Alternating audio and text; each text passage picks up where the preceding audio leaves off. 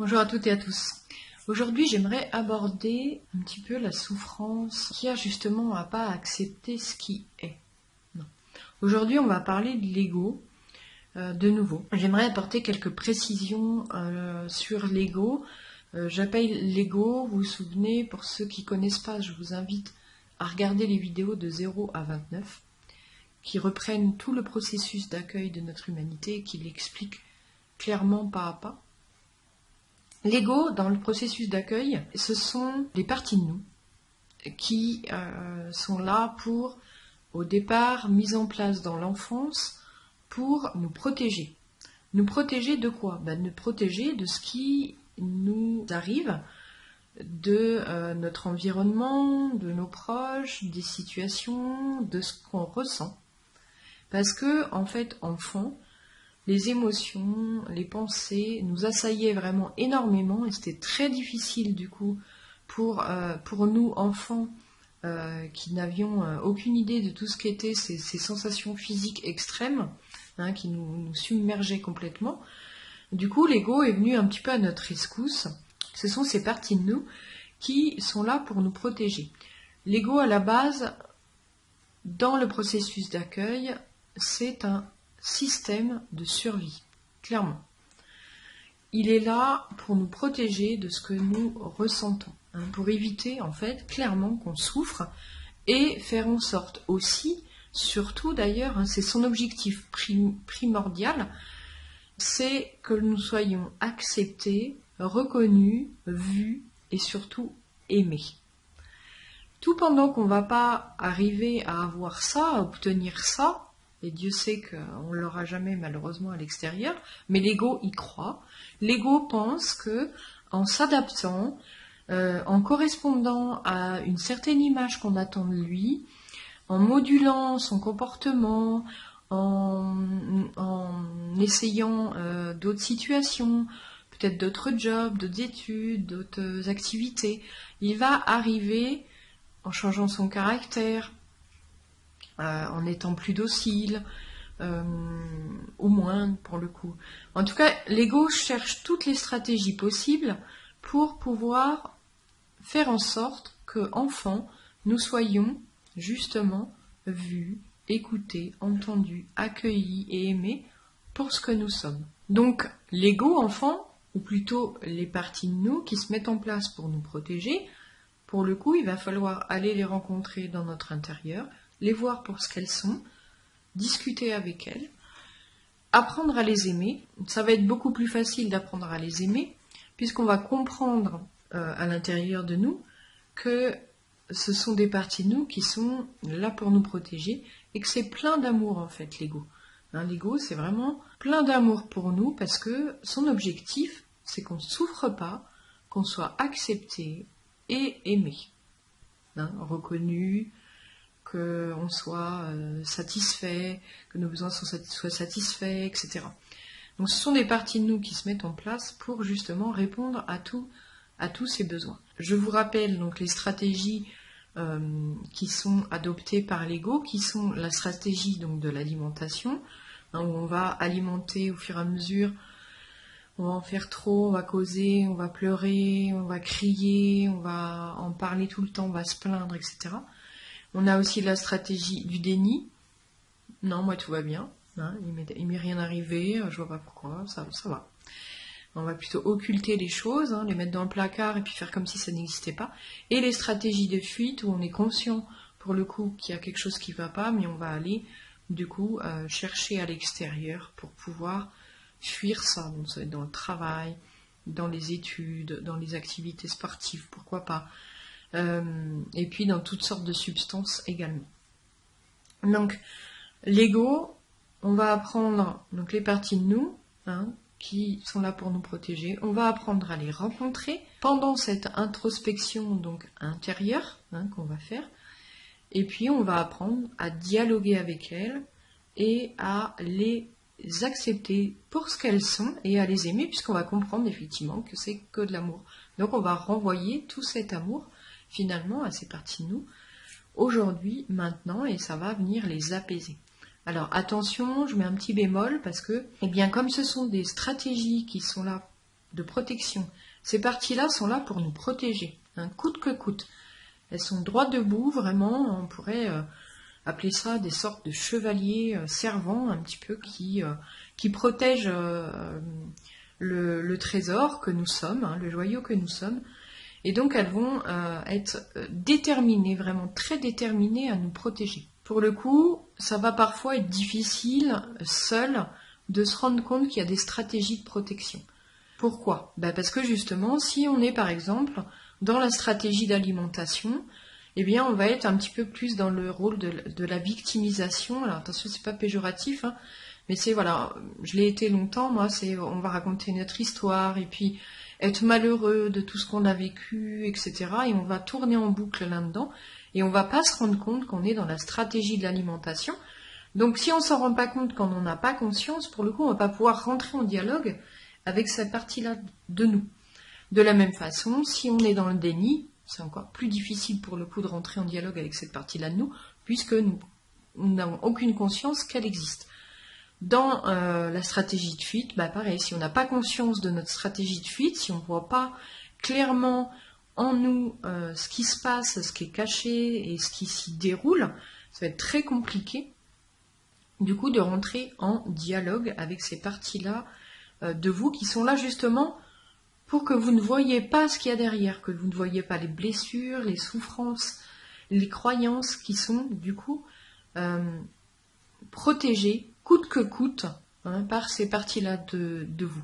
Donc c'est là où parfois il est nécessaire effectivement d'avoir l'accompagnement, l'œil avisé entre guillemets du thérapeute qui va voir qui va vous voir dans votre globalité et qui va voir lui avec le recul nécessaire et la connaissance bien sûr, hein, de ce processus, qui va pouvoir voir justement ces parties-là qui vous protègent et vous aider à aller plus loin, à rentrer en relation avec elles pour pouvoir enfin changer ces schémas et qui sont répétitifs et qui bloquent, hein, ce sont des sortes de blocages, des parties de vous qui bloquent, qui restent bloquées à un certain moment de votre vie et qui restent bloquées là parce qu'elles se sont mises en place dans l'enfance. On les remercie beaucoup d'ailleurs d'avoir fait ça parce qu'autrement on ne serait pas là.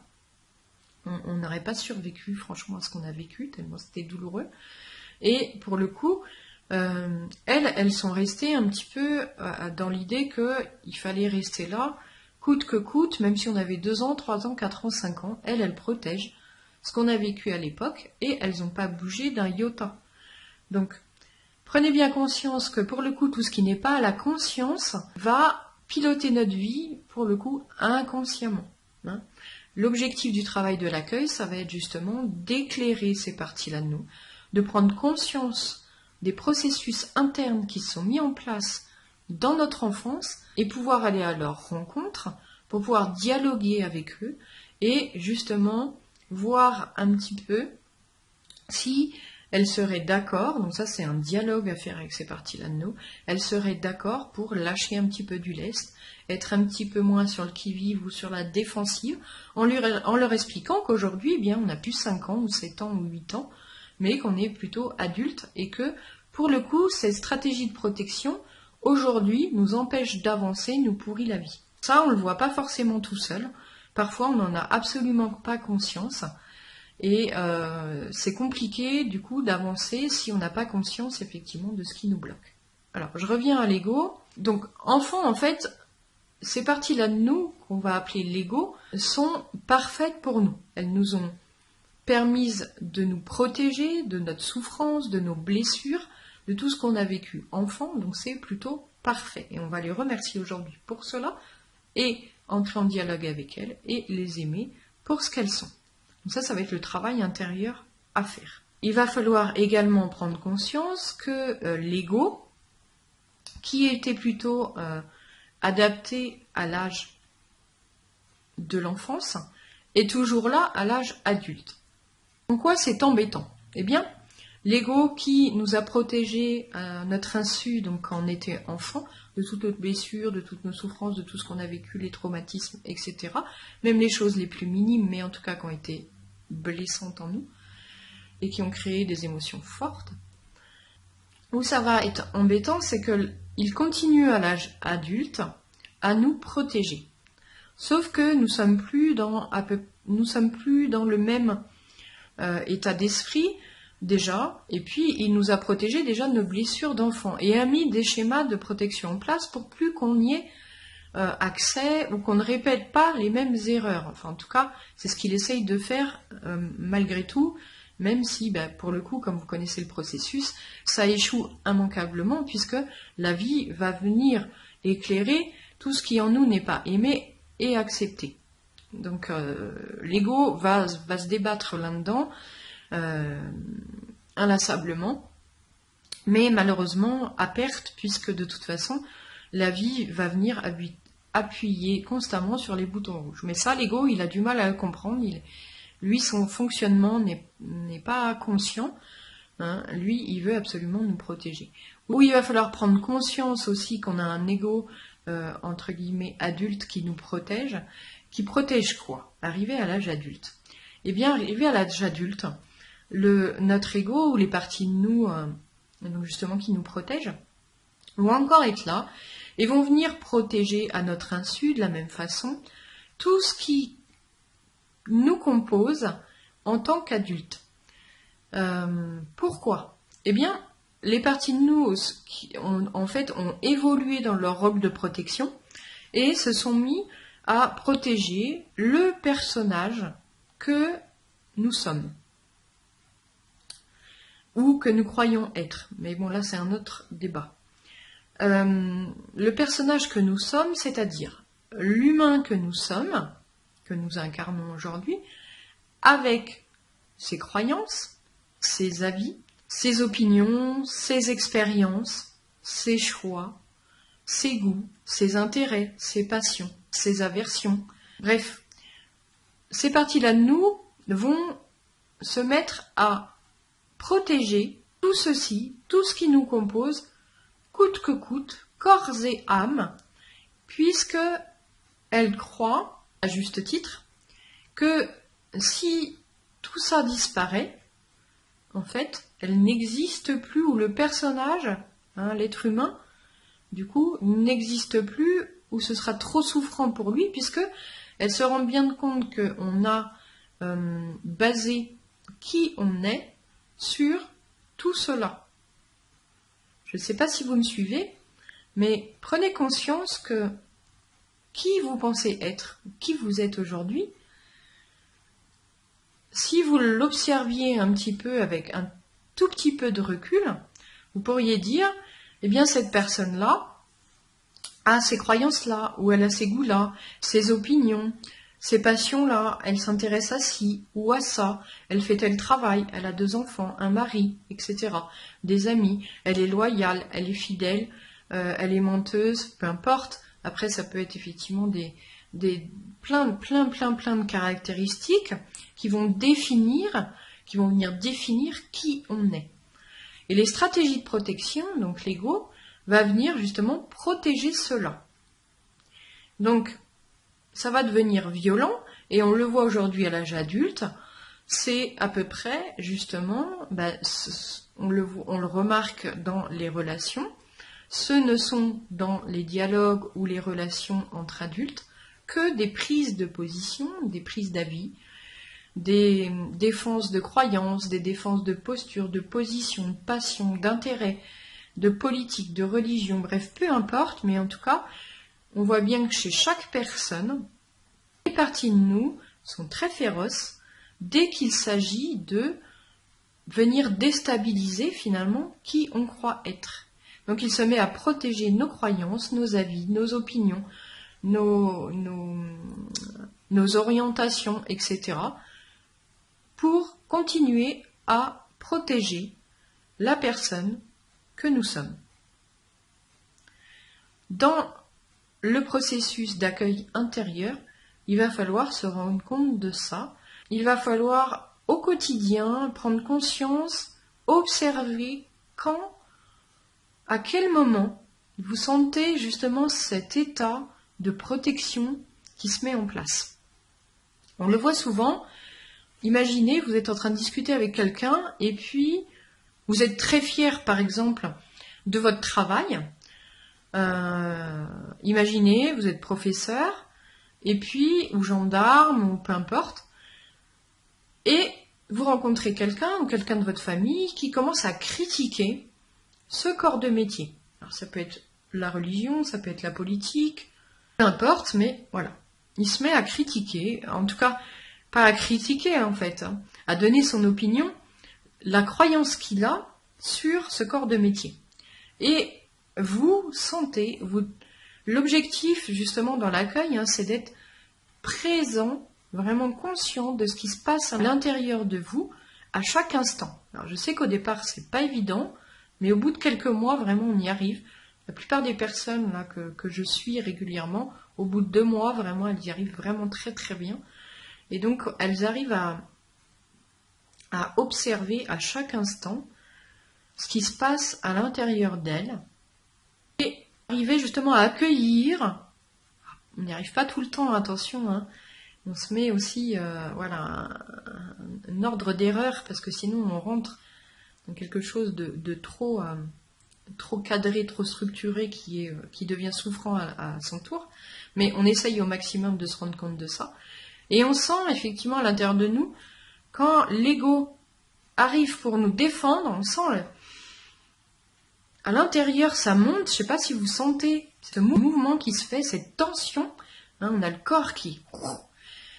Et effectivement, quand on observe, on va se rendre compte que là, une partie de nous vient d'émerger à l'intérieur de nous, s'est mis en position en gros de combat et va venir justement nous défendre, donner des arguments, argumenter, justifier, donner des exemples pour défendre notre position et défendre pour le coup notre profession là qui est pour l'exemple concret. Mais on peut avoir ça avec vraiment tout et n'importe quoi. Ça peut être les opinions politiques, les opinions religieuses, etc. Prenez conscience que chez chaque personne, finalement, se joue exactement la même chose que chez vous. Donc la personne, elle, qui pense qu'il y a des croyances sur le corps enseignant ou sur d'autres domaines de religion, de politique, pour le coup, peu importe, ces croyances viennent de son expérience de vie, de ce qu'elle a vécu, etc. Donc lui appartiennent effectivement à elle seule. Et elle veut émettre ça, défendre ça, au même titre que vous voulez défendre vos croyances, vos opinions qui peuvent être complètement contraires. Et on voit bien que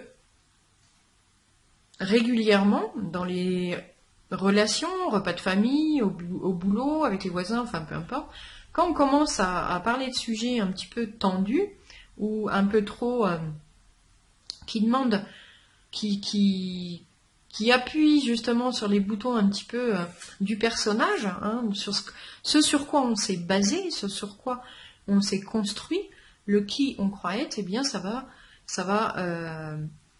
on va bien voir que dans la discussion, ça va monter en puissance, on va s'énerver, on va défendre nos opinions, on va pas être d'accord et on va rester peut-être arc-bouté. Et c'est à peu près, si vous observez, beaucoup de relations qui se passent aujourd'hui dans le monde actuel. Chacun a son ego, ses croyances, ses opinions, ses avis qu'il va défendre avec ferveur, grande ferveur également. Donc, vraiment le travail quotidien, ça va être ça, c'est de se rendre compte à quel moment on se sent menacé, à quel moment ces parties-là de nous se sentent menacées et réagissent pour nous protéger, pour protéger nos opinions, nos avis, nos croyances, qui on est ou qui on croit être. Et accueillir, essayer en tout cas, c'est l'invitation bien sûr, ça va être d'essayer d'accueillir avant de réagir. Puisque si on accueille avant de réagir, eh bien il n'y a plus à avoir de réaction, puisqu'on va accueillir ces parties-là de nous, on va les voir, les accueillir, les aimer, et à terme, ces parties-là de nous, qu'on appelle l'ego, se calment. On ne va plus avoir besoin de défendre nos croyances, nos opinions, nos avis, nos positions, nos professions, etc. Puisque tout ça, on va se rendre compte que finalement, il n'y a pas à défendre. C'est pas important de défendre. Ces parties-là de nous vont s'apaiser tranquillement. On va se rendre compte à l'extérieur que les autres continuent de défendre leurs opinions, leurs avis, continuent effectivement ce schéma-là, parce que ce sont que des schémas répétitifs de ces stratégies de protection malheureuses. Et nous, progressivement, on va sortir de ça. On va accueillir ces stratégies, ces parties de nous, être présent à ce qui se passe à l'intérieur de nous, en conscience, en accueil. On va rester plutôt en paix finalement avec les personnes autour de nous qui nous présentent leurs opinions, leurs avis, etc. Et on ne va plus réagir par rapport à avant où il fallait absolument qu'on donne notre avis, qu'on dise qu'on n'était pas d'accord, que c'était pas ça, c'était pas vrai, c'était pas la vérité, c'était pas ci, c'était pas ça, il fallait changer, bref. Là, on va rester paisible à accueillir l'autre pour ce qu'il est, parce qu'on voit bien au-delà de ce qui est en train de se passer, ce qui se joue à l'intérieur de lui, et on va accueillir la personne pour qui elle est et pour ce qu'elle est. Donc l'invitation du jour, c'est vraiment ça. Prendre conscience, regarder de nouveau peut-être les vidéos sur les stratégies de protection et sur l'ego. Prendre conscience que à travers cet ego, ces stratégies de protection, il y a plein de mécanismes qui se mettent en place à notre insu, et il y a qu'en les voyant consciemment et en les accueillant dans cette posture intérieure si particulière que l'on va pouvoir les désamorcer. Les désamorcer en leur donnant beaucoup d'amour, beaucoup d'écoute, beaucoup de bienveillance, beaucoup d'empathie, beaucoup de compréhension, et je leur dis beaucoup d'amour.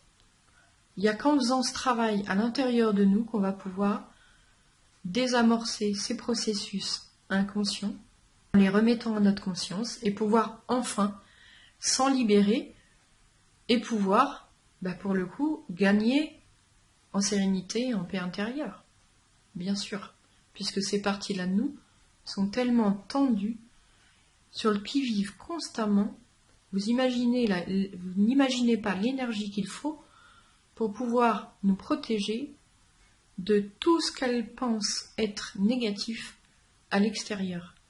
Il faut une énergie folle, et là pour le coup on va venir libérer, apaiser ces parties-là, qui vont pouvoir se détendre, se calmer, on va le sentir dans le corps, on va être plus apaisé, plus détendu, les tensions vont partir, et puis vraiment on va sentir une sérénité et une paix intérieure qui va se mettre en place, et qui va se mettre en place surtout quand on va être en relation avec l'autre.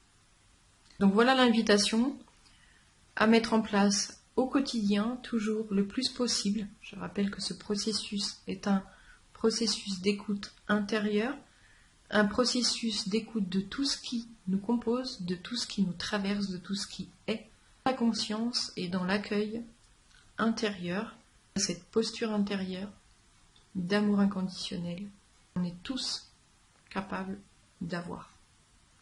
Merci à vous et je vous dis à bientôt pour une prochaine vidéo.